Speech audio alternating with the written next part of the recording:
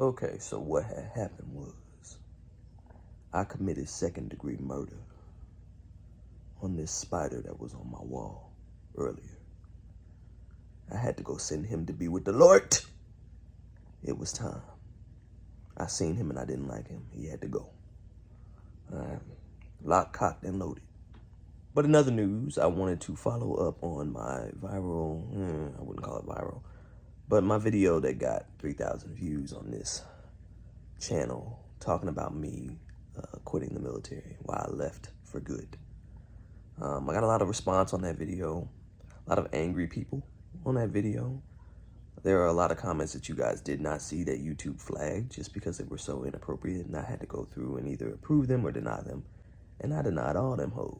Let me explain something to you guys, all right? My experience was my experience.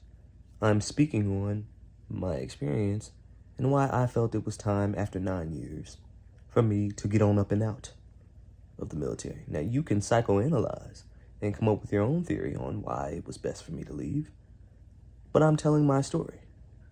Now, what I've realized about a lot of you commentators is that some of y'all have no purpose in life outside of the military. Others wanted to join the military, couldn't get in. And so there is a lot of resentment and anger that you harbor towards people like me who got in and felt like it wasn't for them, who have more success outside the military, who are doing the damn thing and enjoying it. Not everything is for everyone. And that does not make me a bad person. That doesn't make any other soldier a bad person. I don't think it's good for anybody to be doing back-to-back deployments for 20 long years. Yet that's how some people end up, because they don't know how to acclimate themselves back to civilian life after the military. And after so many tours, you actually get more acclimated to being overseas rather than garrison, stateside. I left for my reasons, okay? They don't have to be your reasons. We don't have to always agree on everything. But what I'm not going to tolerate is y'all getting super disrespectful up in them comments. This one dude said I was in constant violation of the UCMJ and the Army needs to weed out people like me and all this other shit. I'm like, dude, if you don't get the hell on, you don't get the hell on. I no longer have time for things that make me feel like shit. All right? I'm doing so much better, making so much more money outside the military, and I'm on my purpose, and I found my passion. Okay? I do not need you. I do not need this. It served its time and it served its purpose. And I wasn't happy. I wasn't fulfilled. I did it for God and country. And for them benefits as well. I mean, hell, might as well. And for a while, especially for me, it got to the point where you were stuck between a rock and a hard place. On one minute, you got people being hua soldiers, you know, abiding by the rules, but the rules don't apply to everybody. And that was my issue. So many people wanted to follow some of the rules some of the time, rather than all the rules all the time. You want to hold certain people accountable, right? I.e. the E5s, E6s, and E7s. But let the lower enlisted run y'all. I'm like, it ain't supposed to be that way at all, because when I was lower enlisted, we got treated like shit, okay? And we knew we had to obey the command, period. Never anticipate the command, but you will abide by the command when it's given. Nowadays, people got the option on whether or not they want to comply. They got the option on whether or not they want to uphold the soldier's creed. They got the option on whether or not they want to bow down to authority. I'm just like, when did the military get like this? When? And then you got people who abuse their power and they're complete tyrants. You know, and you just got people just going insane.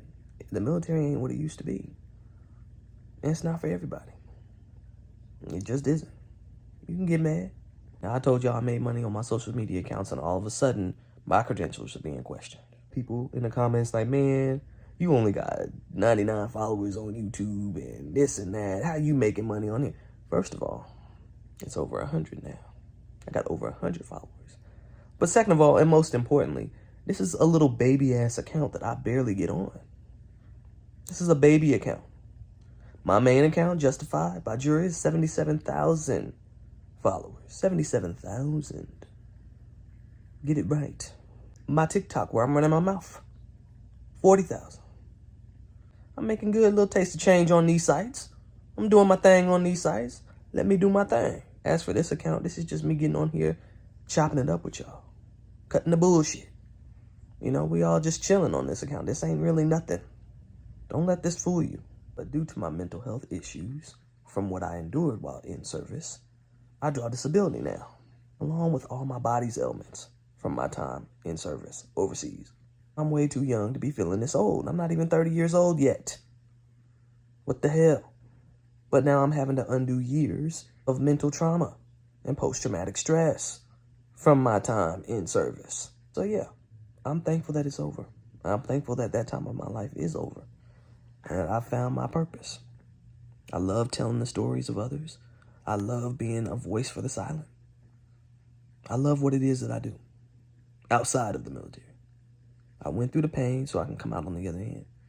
Now we're battling the war of the mind, okay, which is a whole nother battle. But for the most part, I'm staying afloat. You know, making it. Every day is a struggle, but I'm making it. I'm still so much more happy than I was in the military.